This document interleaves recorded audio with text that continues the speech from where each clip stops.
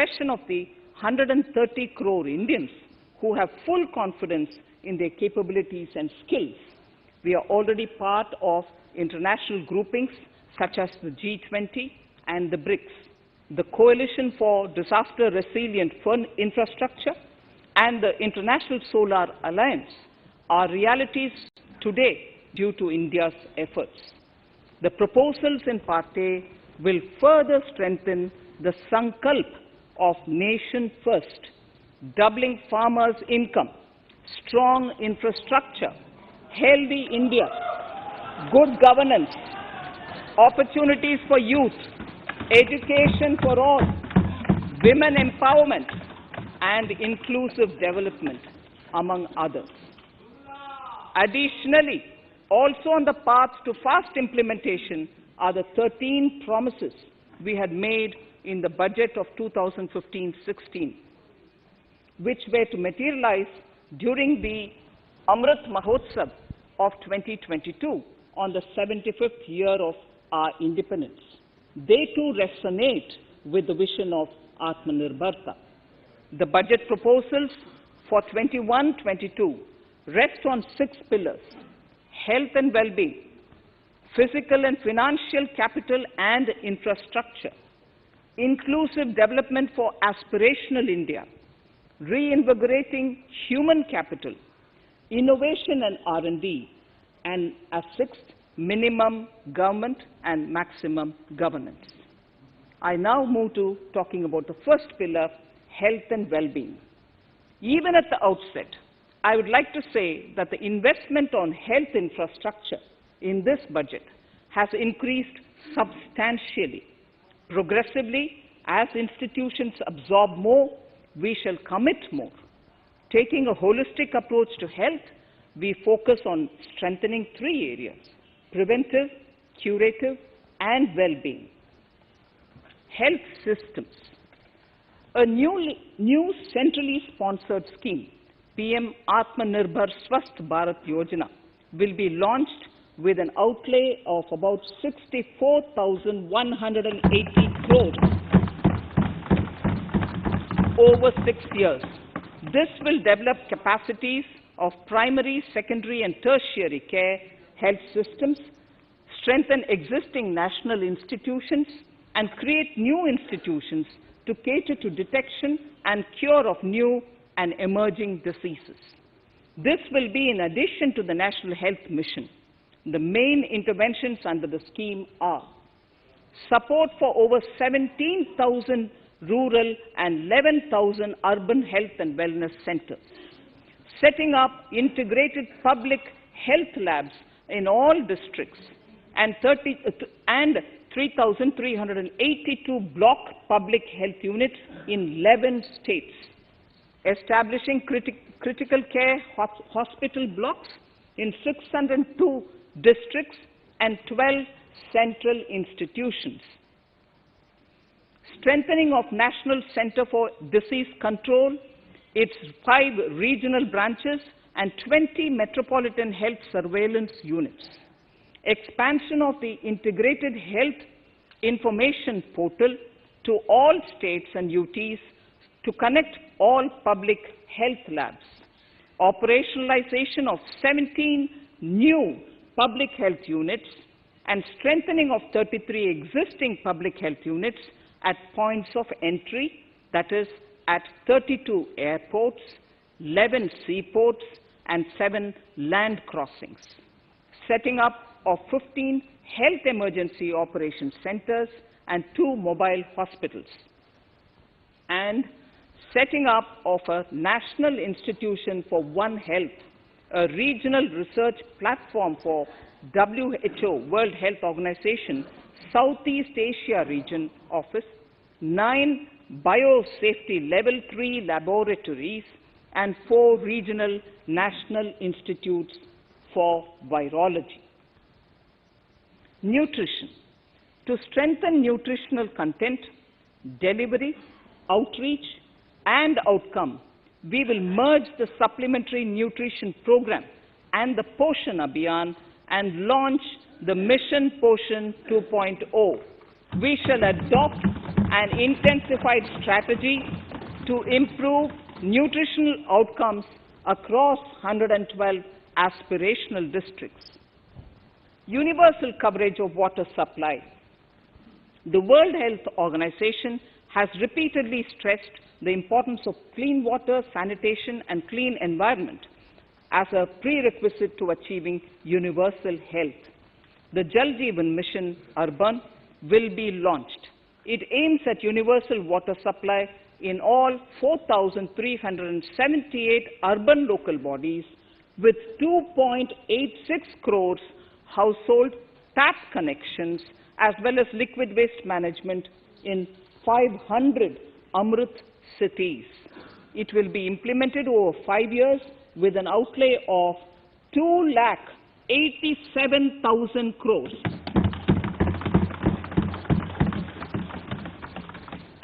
Swachh Bharat and Swasth Bharat.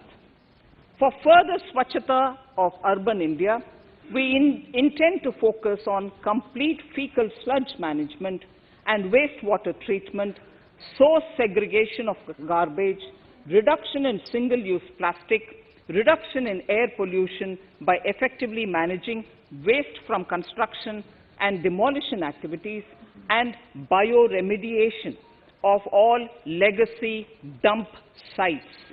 The Urban Swachh Bharat Mission 2.0 will be implemented with a total financial allocation of 1,41,678 crores over a period of 5 years from 2021.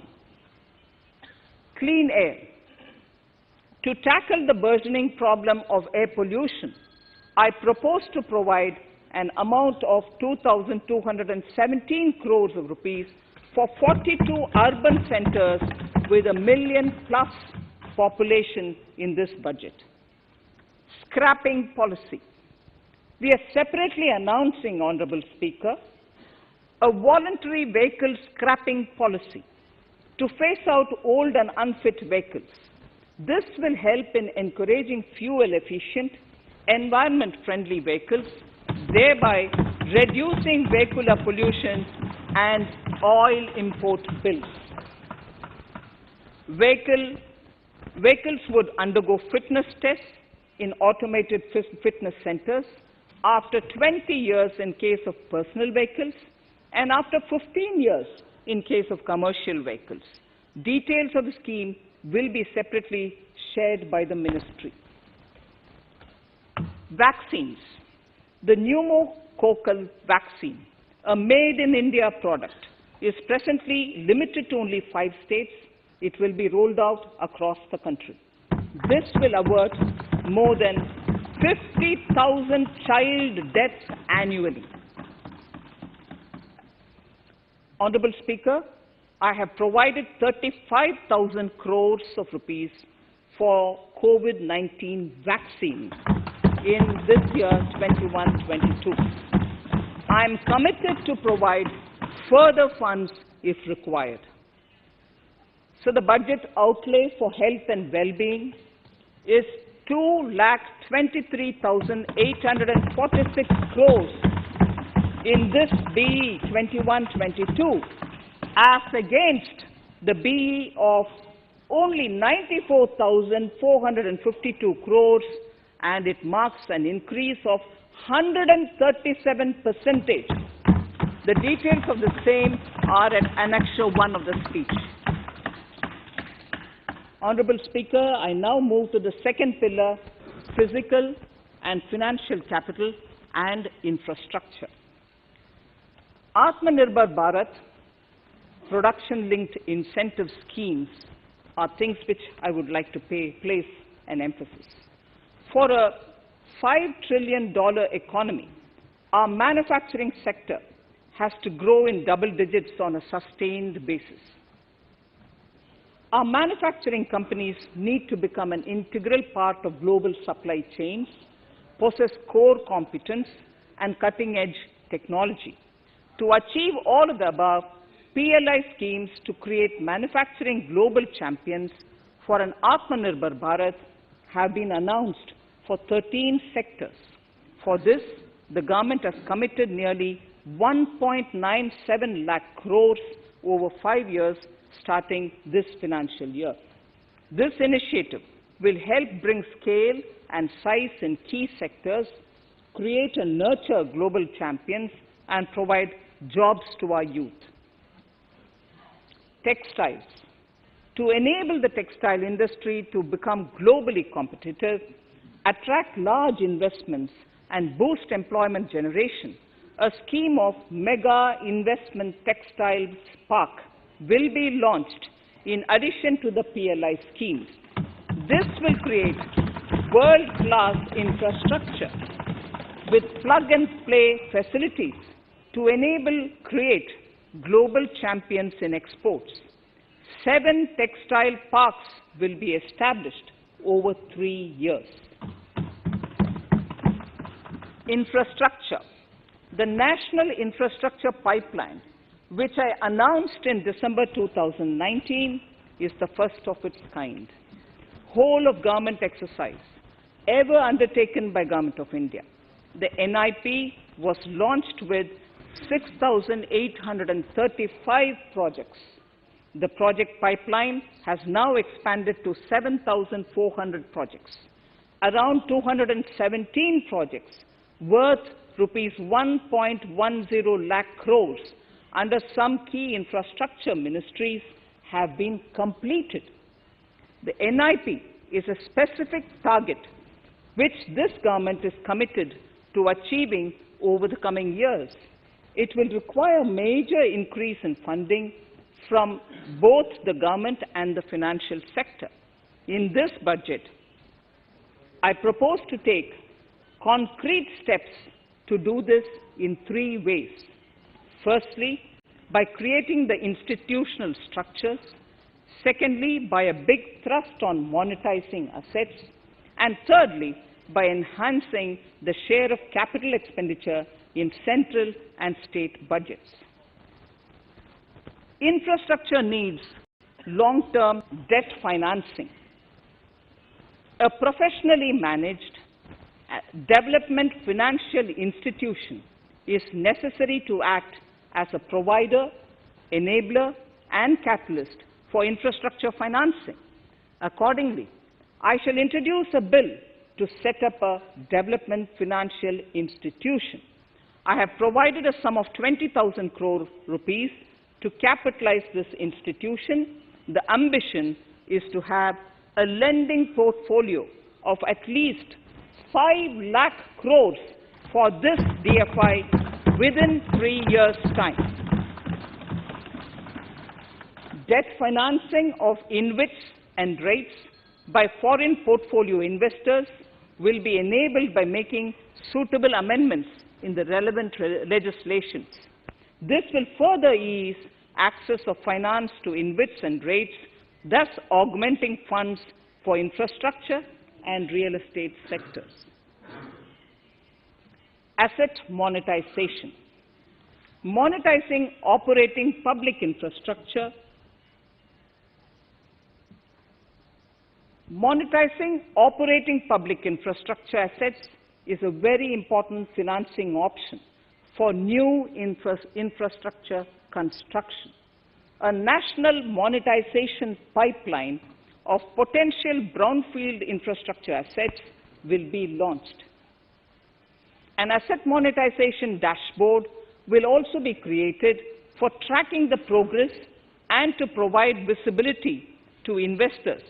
Some important measures in the direction of monetization are National Highways Authority of India and the PGCIL each have sponsored one InvIT that will attract international and institutional investors.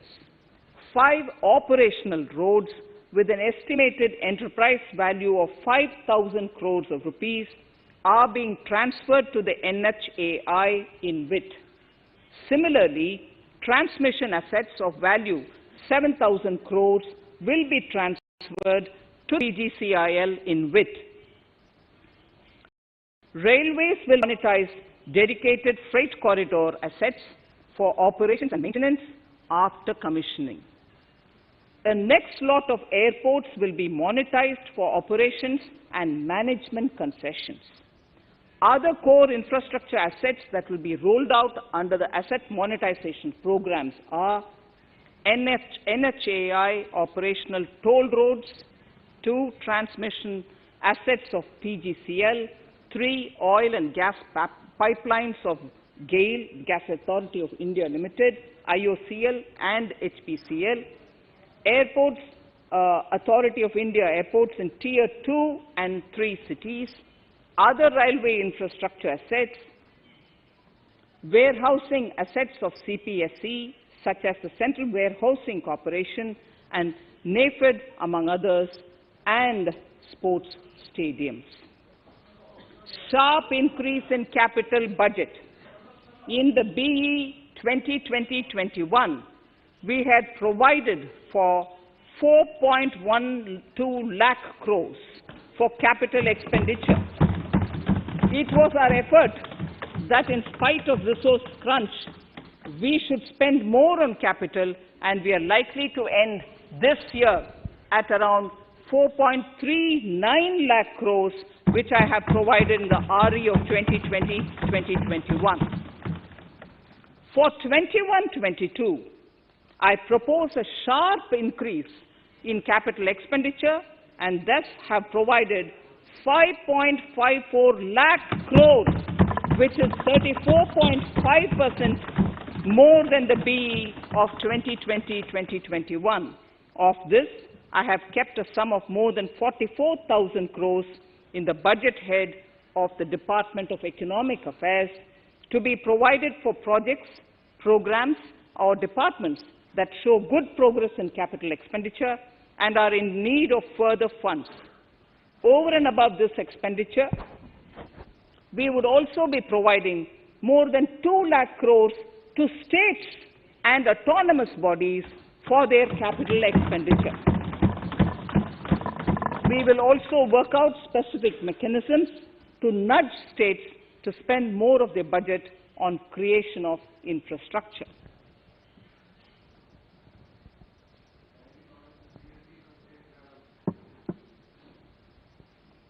Roads and highways infrastructure. More than 13,000 kilometer length of roads at a cost of 3.3 lakh crores has already been awarded under the 5.35 lakh crores Bharatmala Pariyojana project, of which 3,800 kilometers have been constructed. By March 2022, we would be awarding another 8,500 kilometers and complete an additional 11,000 kilometers of national highway corridors. To further augment road infrastructure, more economic corridors are also being planned. Some are 3,500 kilometers of national highway works in the state of Tamil Nadu at an investment of 1.03 lakh crores. These include Madurai-Kollam corridor, Chittoor-Tachur corridor, and construction will start next year. Second, 1,100 kilometers of national highway works in the state of Kerala at an investment of 65,000 crores, including 600 kilometer section of Mumbai-Kanyakumari corridor in Kerala. Third, 675 kilometers of highway works in the state of West Bengal at a cost of 25,000 crores, including upgradation of existing road Kolkata-Siliguri.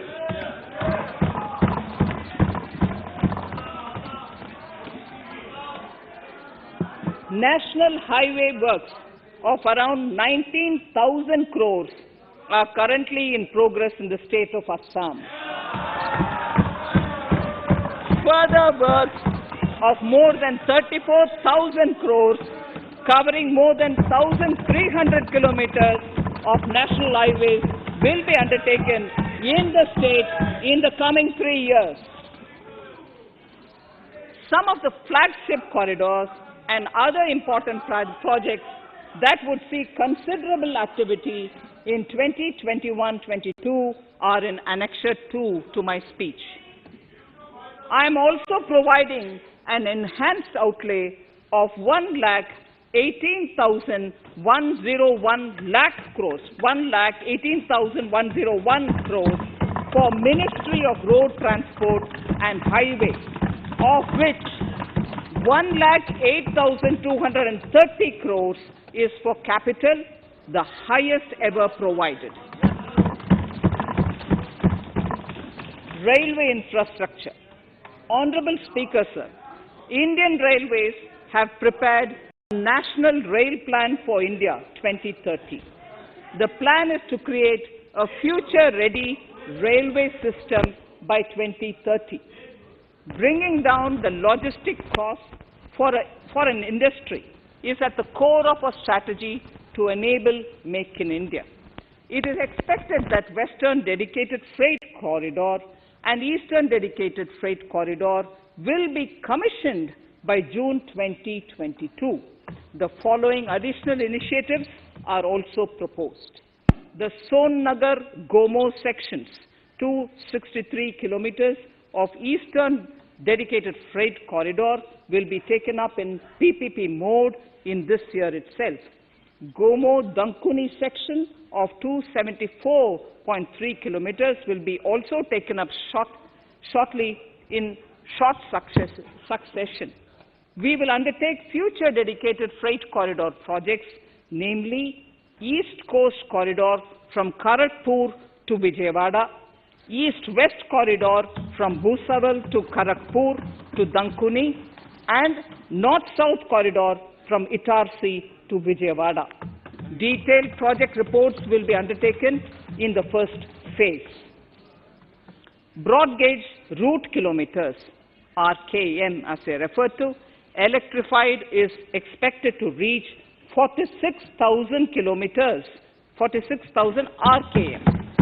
That is 72% by end of 2021 from 41,548 RKMs on 1st October 2020. 100% electrification of broad gauge routes will be completed by December 2023. For passenger convenience and safety, the following measures are being proposed.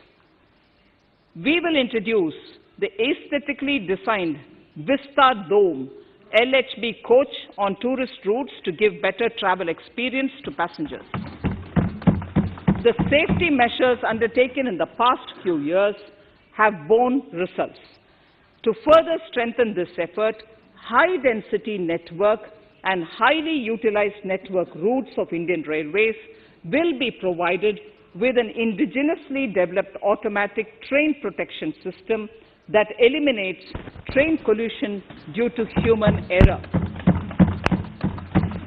I am providing a record sum of 1,10,055 crores for railways, of which 1,07,100 crores is for capital expenditure only. Urban infrastructure. We will work towards raising the share of public transport in urban areas through expansion of metro rail networks and augmentation of city bus services. A new scheme will be launched at a cost of 18,000 crores to support augmentation of public bus transport services.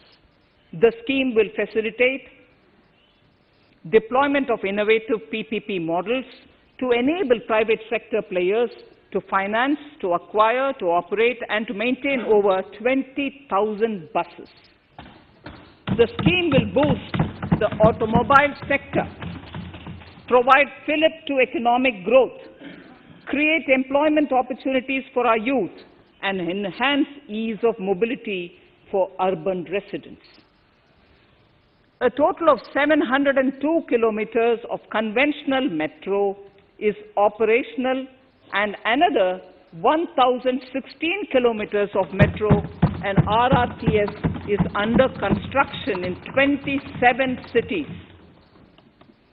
Two new technologies, that is Metro Light and Metro Neo, will be deployed to provide metro rail systems at much lesser cost with same experience, convenience and safety in Tier 2 cities and peripheral areas of Tier 1 cities also.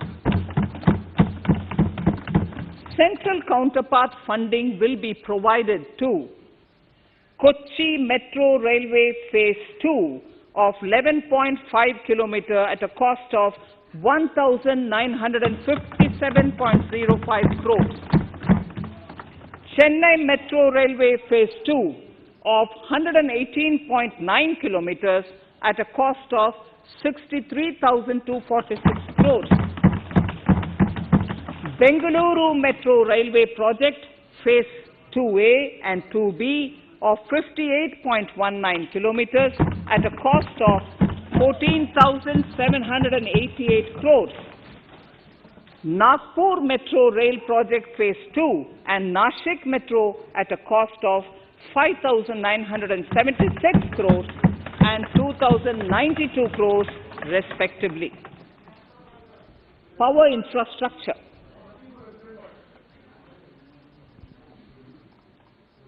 The past 6 years have seen a number of reforms and achievements in power sector. We have added 139 gigawatts of installed capacity, connected an additional 2.8 crore households, and added 1.41 lakh circuit kilometers of transmission lines. The distribution companies across the country are monopolies, either government or private.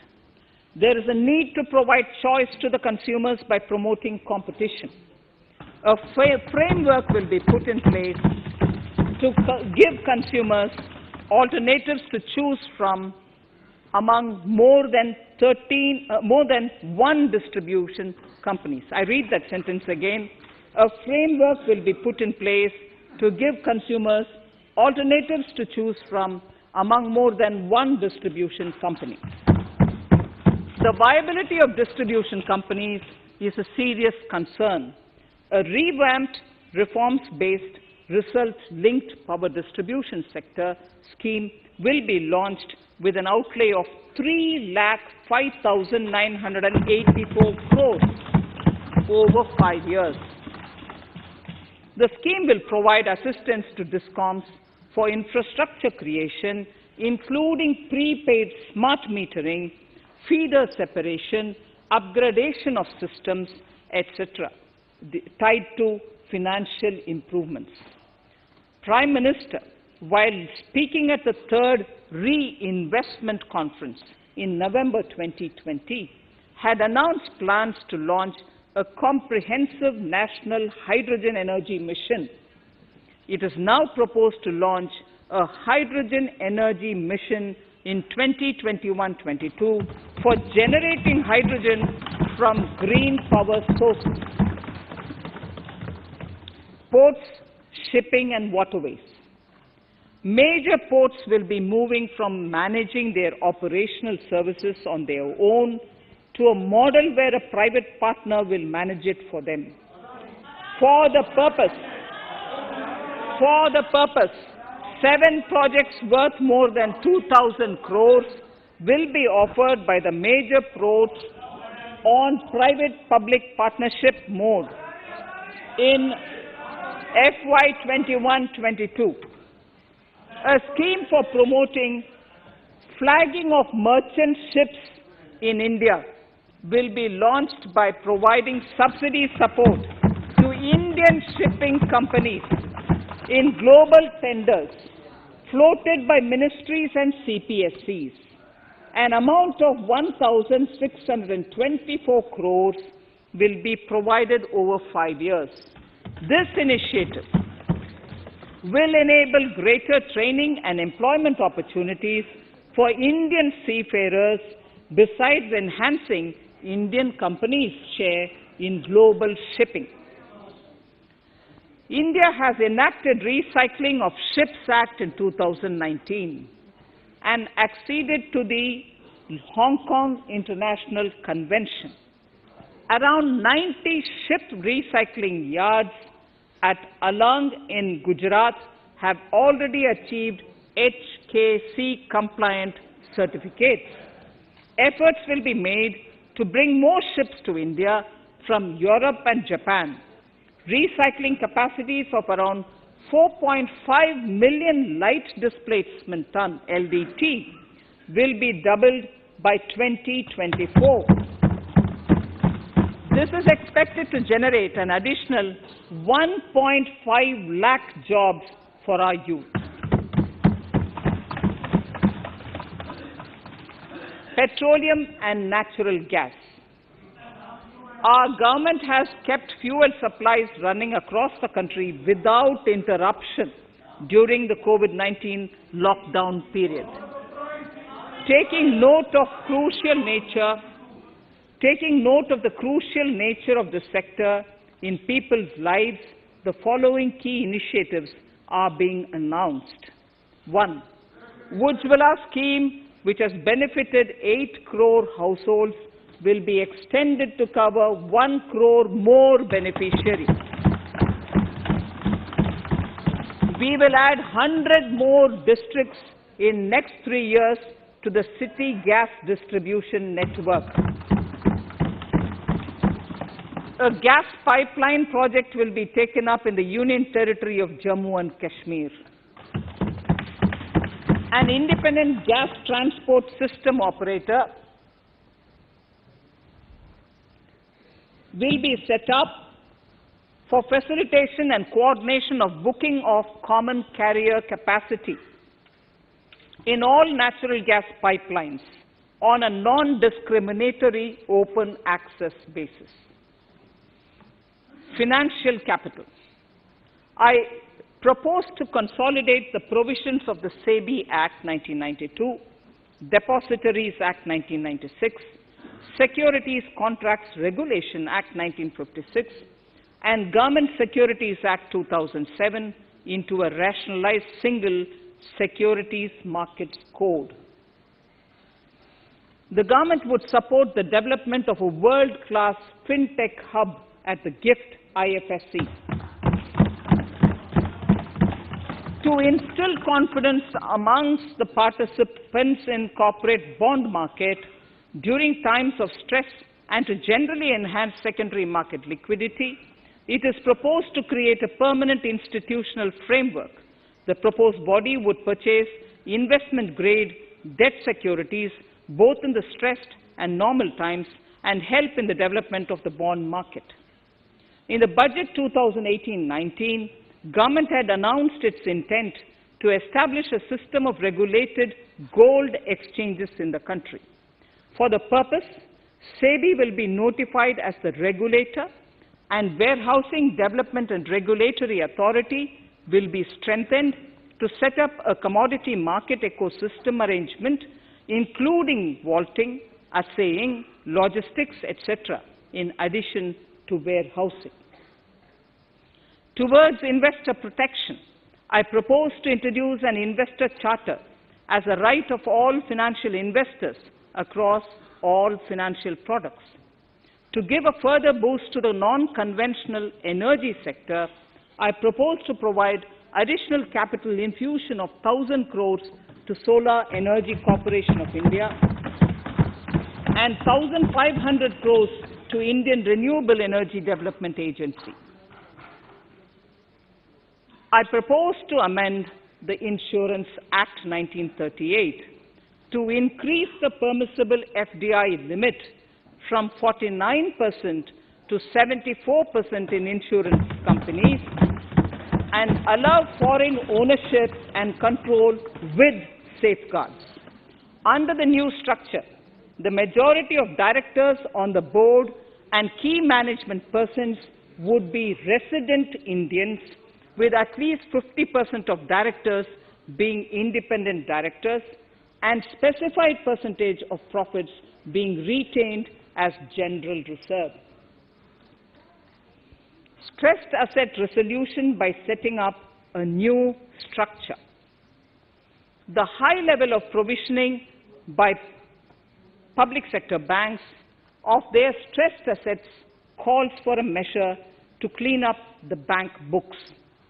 An asset reconstruction company limited and asset management company would be set up to consolidate and take over the existing stressed debt and then manage and dispose of the assets to alternative investment funds and other potential investors for eventual value realization. Recapitalization of PSB. To further consolidate the financial capital capacity of PSBs, further recapitalization of 20,000 crores is proposed in 21-22. Deposit insurance. Last year, government had approved an increase in the deposit insurance cover from 1 lakh rupees to 5 lakhs for bank customers. I shall be moving amendments to DICGC Act 1961 in this session itself to streamline the provision so that if a bank is temporarily unable to fulfill its obligations, the depositors of such bank can get easy and time-bound access to their deposits to the extent of the deposit insurance cover. This would help depositors of banks that are currently under stress. To improve credit discipline, while continuing to protect the interests of small borrowers, for NBFCs with minimum asset size of 100 crores, the minimum loan size eligible for debt recovery under the Securitization and Reconstruction of Financial Assets and Enforcement of Security Interests SARFAESI Act 2002, it is proposed to be reduced from the existing level of 50 lakhs to 20 lakhs. Company matters. The decriminalization of the procedural and technical compoundable offences under Companies Act 2013 is now complete. I now propose to take up decriminalization of the Limited Liability Partnerships Act 2008. Honourable Speaker, I propose to revise the definition under the Companies Act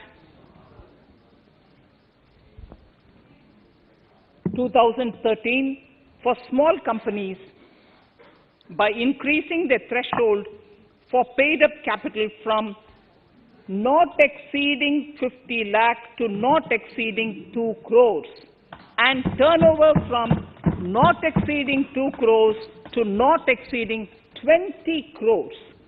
This will benefit more than 2 lakh companies in easing their compliance requirements.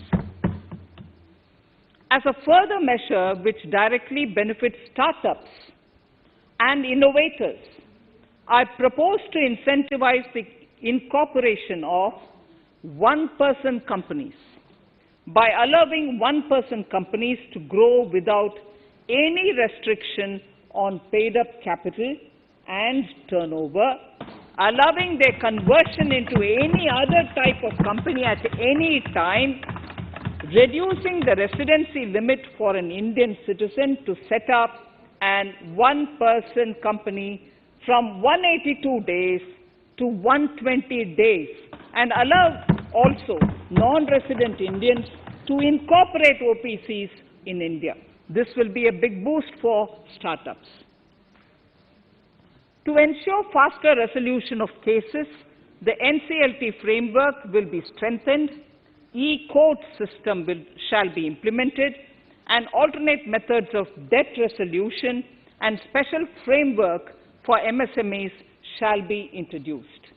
During the coming fiscal, we will be launching data analytics, artificial intelligence, machine learning, driven MCA 2.1 version to MCA 21 version 3.0. MCA 21 version 3.0.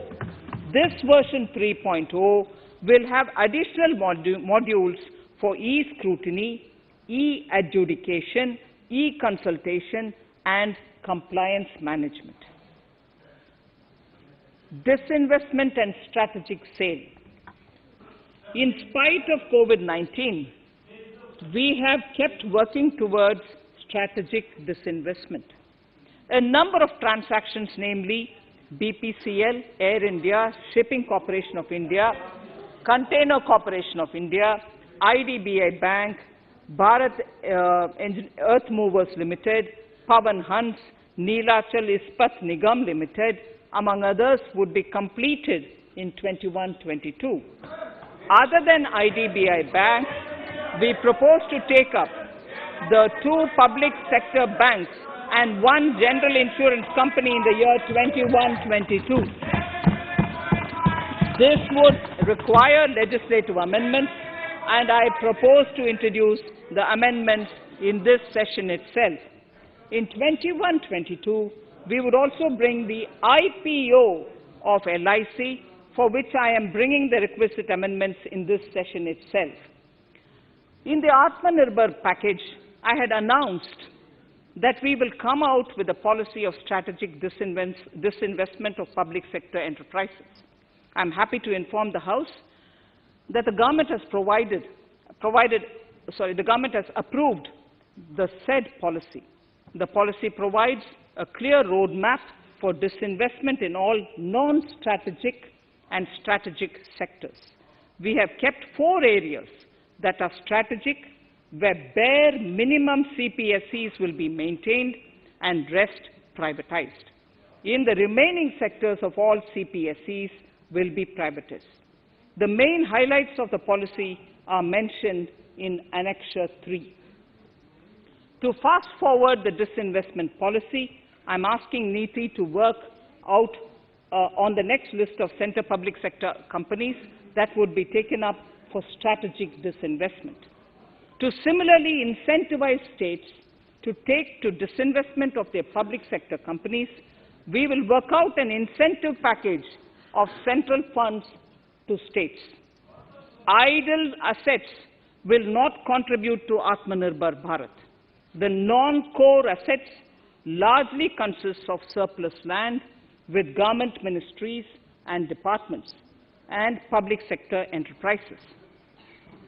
Monetizing of land can either be by way of direct sale or concession, or by similar means. This requires special abilities, and for this purpose, I propose to use a special purpose vehicle in the form of a company that would carry out this activity.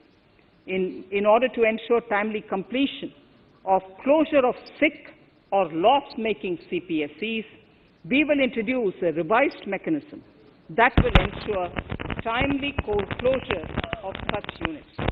I have estimated 1,75,000 crores as receipts from disinvestment in BE 21-22.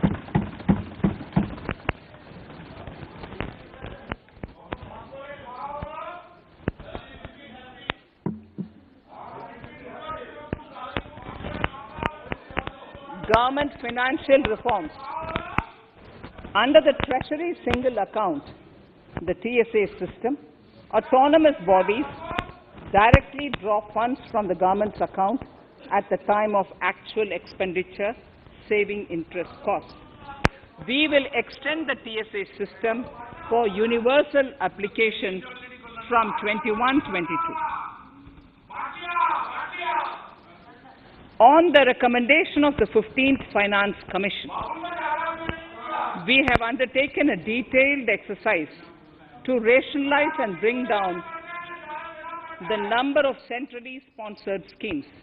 This will enable consolidation of outlays for better impact. The government is committed to the development of multi-state cooperatives. and will provide all support to them.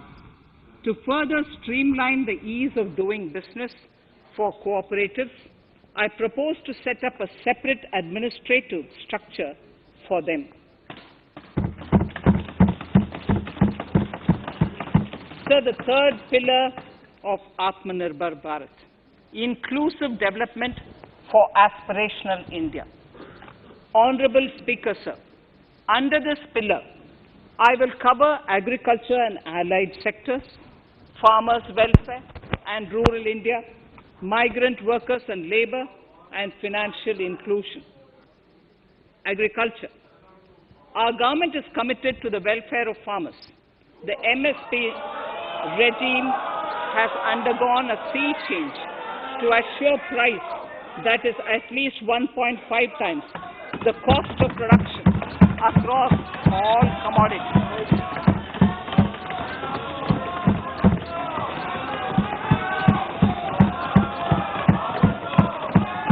The procurement has also continued to increase at a steady pace. This has resulted in increase in payment to farmers substantially. In case of wheat, a total amount paid to farmers in 2013-14, Honorable Speaker, sir, the data that I give now is important for all honorable members to kindly hear. In case of wheat, the total amount paid to farmers in 2013-14 was 33,874 crores. In 2019-20, it was 62,802 crores. And even better, Honorable Speaker, in 2020-2021, this amount paid to farmers was 75,060 crores.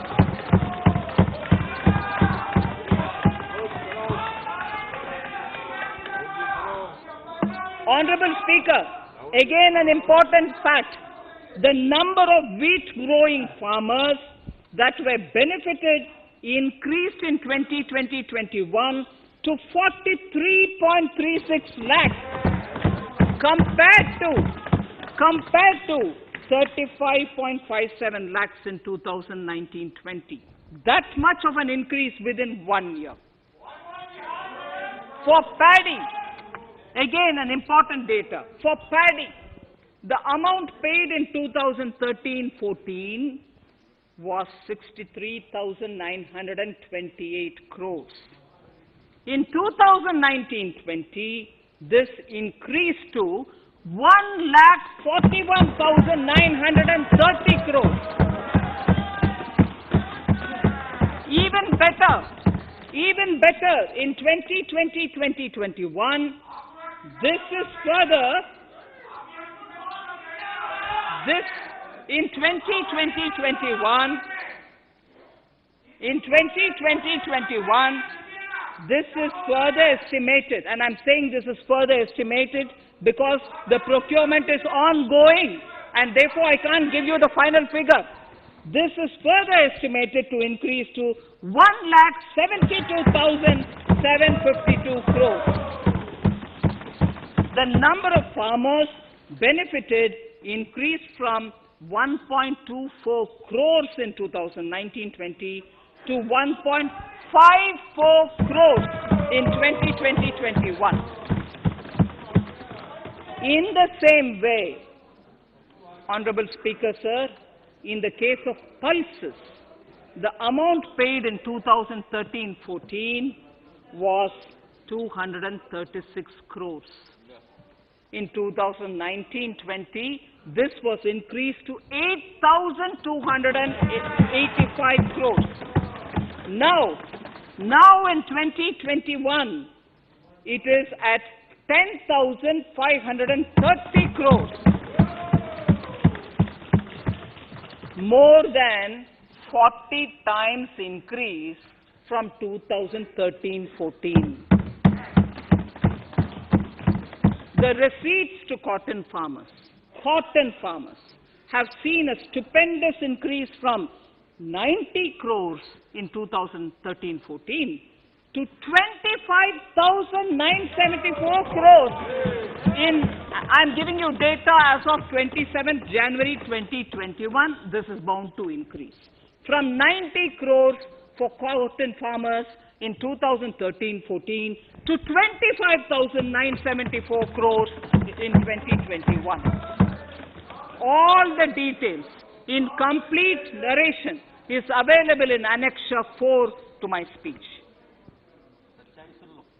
Early this year, Honorable Prime Minister had launched the Swamitwa scheme. Under this, a record of rights is being given to property owners in villages.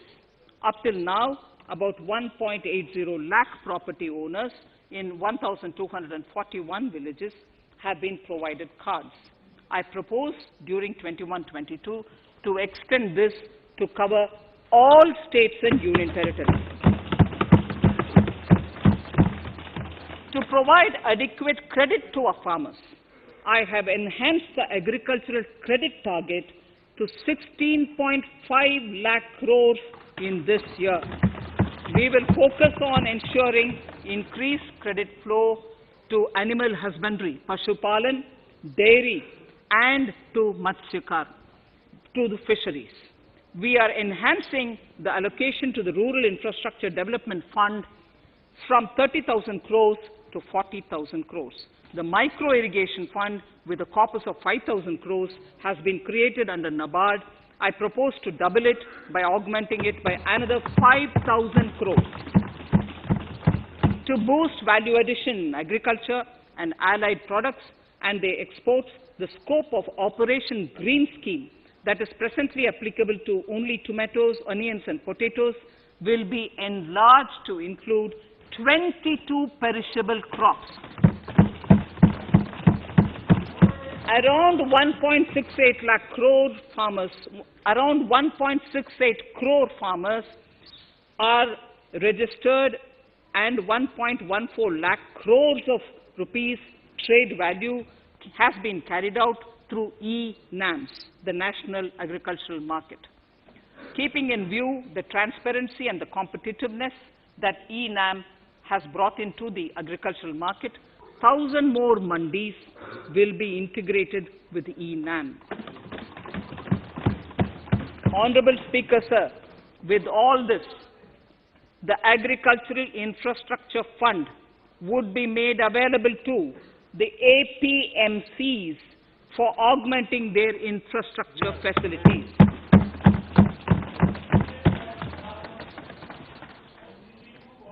Fisheries. I'm proposing substantial investments in the development of modern fishing harbors and fish landing centers. To start with, 5 major fishing harbors, Kochi, Chennai, Visakhapatnam, Paradip, and Petua Ghat, will be developed as hubs for economic activity. We will also develop inland fishing harbors and fish landing centers along the banks of rivers and waterways. Seaweed farming is an emerging sector with potential to transform the lives of coastal communities. It will provide large-scale employment and additional incomes.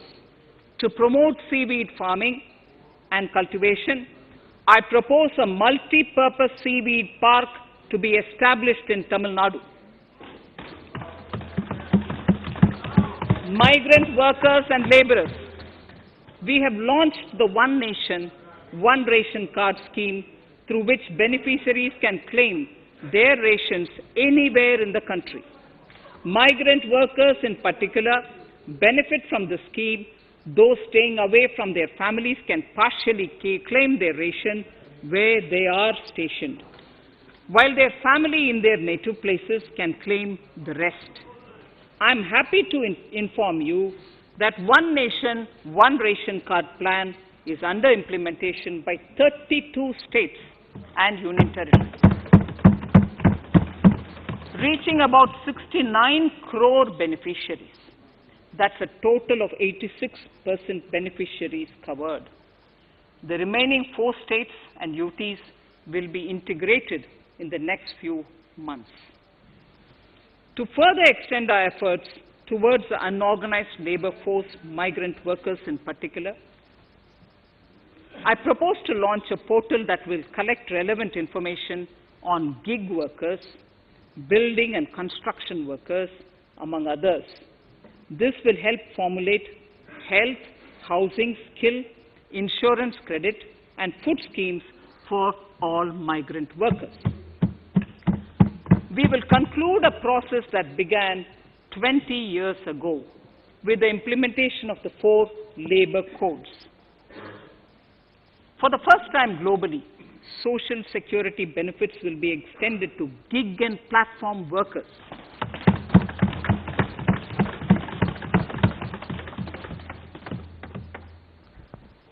Minimum wages will apply to all categories of workers, and they will all be covered by the Employees State Insurance Corporation. Women will be allowed to work in all categories and also in the night shifts with adequate protection. At the same time, compliance burden on employers will be reduced with a single registration and licensing and online returns. Financial inclusion.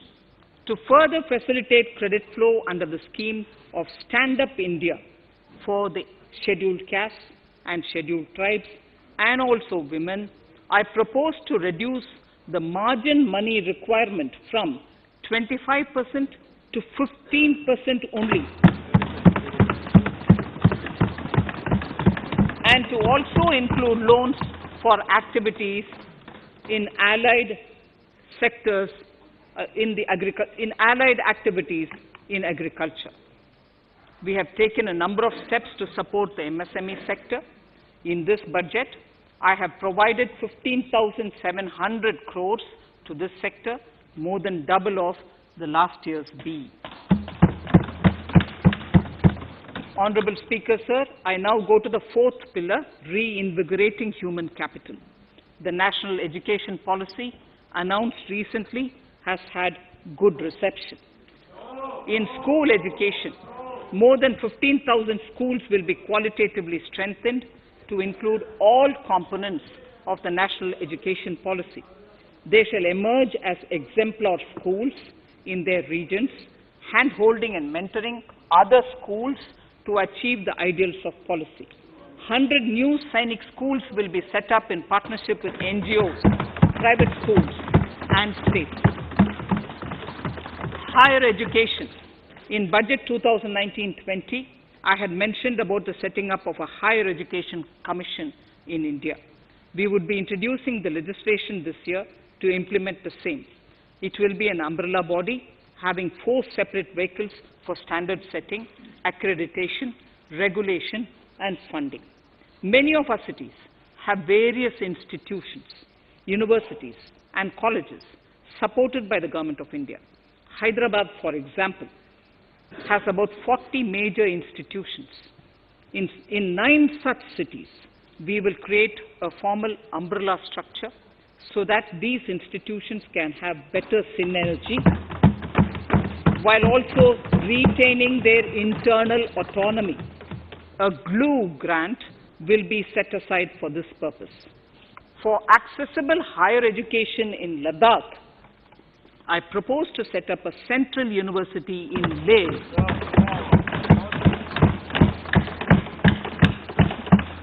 The other important projects to be taken up as a part of the NEP are listed in Annexure 5. Scheduled caste and scheduled tribes welfare. We have set ourselves a target of establishing 750 Eklavya model residential schools in our tribal areas. I propose to increase the unit cost of each such school from 20 crores, which is what it is now, to 38 crores, and for hilly and difficult areas to 48 crores. This would help creating robust infrastructure facilities for our tribal students. We have revamped the post-metric scholarship scheme for the welfare of scheduled caste students. I have also enhanced the central assistance in this regard. We are allotting 35,219 crores for 6 years till 25-26 to benefit 4 crore scheduled caste students. Skilling. In 2016, we had launched the National Apprenticeship Promotion Scheme. The government proposes to amend the Apprenticeship Act with a view to further enhancing apprenticeship opportunities for our youth. We will realign the existing scheme of National Apprenticeship Training Scheme for providing post-education apprenticeship training of graduates and diploma holders in engineering. Over 3,000 crores will be provided for this purpose. An initiative is underway, Honorable Speaker, in partnership with the United Arab Emirates to benchmark skill qualifications, assessment and certification, accompanied by the deployment of certified workforce. We also have a collaborative training intertraining program between India and Japan to facilitate transfer of Japanese industrial and vocational skills, techniques and knowledge. We will take forward this initiative with many more countries also.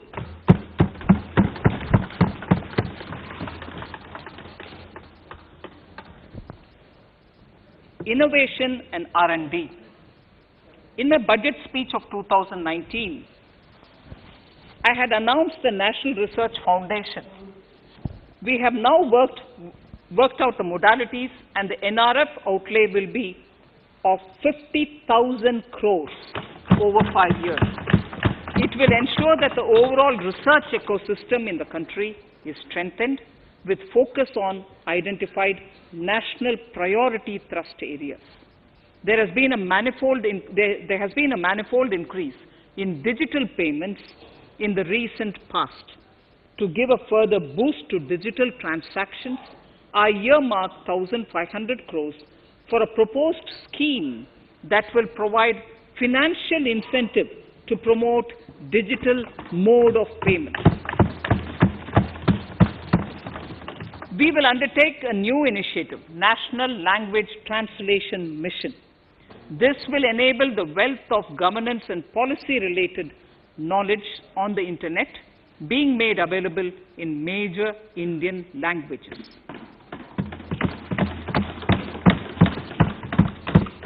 The new Space India Limited, a PSU, under the Department of Space, will execute the PSLV CS-51 launch, carrying the Amazonia satellite from Brazil, along with a few smaller Indian satellites. As part of the Gaganyaan mission activities, 4 Indian astronauts are being trained on generic spaceflight aspects in Russia. The first unmanned launch is slated for December 2021. Our oceans are a storehouse of living and non-living resources. To better understand this realm, we will launch a deep ocean mission with a budget outlay of more than 4,000 crores over 5 years.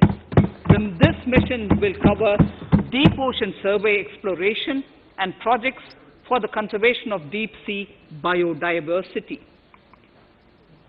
I come to the 6th pillar, Honorable Speaker, minimum government, maximum governance. Honorable Speaker, sir, this is the last of the 6 pillars. This will outline plans for reforms in one of our core principles of minimum government, maximum governance. We have taken a number of steps to bring reforms in tribunals in the last few years for speedy delivery of justice. Continuing with the reforms process, I now propose to take further measures to rationalize the functioning of tribunals. We have introduced the National Commission for Allied Healthcare Professionals Bill in Parliament. National Commission for Allied Healthcare Professionals Bill in the Parliament, with a view to ensure transparent and efficient regulation of 56 allied healthcare professionals. Additionally, to bring about transparency, efficiency, and governance reforms in the nursing profession, the National Nursing and Midwifery Commission Bill will be introduced by the government for passing. to have ease of doing business for those who deal with government or CPSEs and carry out contracts, I propose to set up a conciliation mechanism and mandate its use for quick resolution of contractual disputes. This will instill confidence in private investors and contractors. Honorable Speaker, sir, the forthcoming census could be the first digital census in the history of India.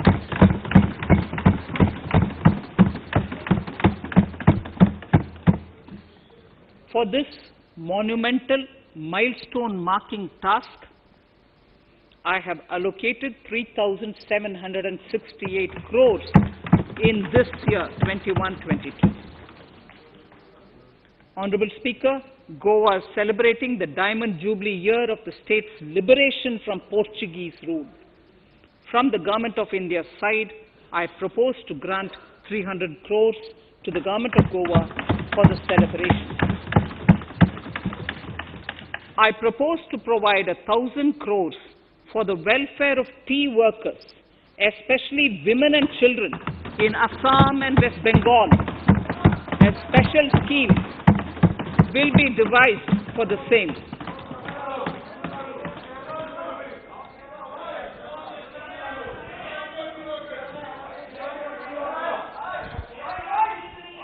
Fiscal position. Fiscal position. In these last few paragraphs of part A of my speech, I draw the attention of this august House to the fact that at the beginning of the current financial year, the pandemic's impact on the economy resulted in a weak revenue inflow. This was combined with high expenditure to provide essential relief to vulnerable sections of the society, especially the poor, the women, scheduled castes, and scheduled tribes. Unlike many other countries, we opted for a series of medium-sized packages during the pandemic so that we could calibrate and target our response according to the evolving situation. Once the health situation stabilized and the lockdown was being slowly lifted, we switched to ramping up government spending so as to revive domestic demand. As a result, against an original BE expenditure of 30.42 lakh crores for 2020-21, our RE estimates are 34.50 lakhs. 30.42 now within the year going up to 34.5 lakh crores. We have maintained quality of expenditure.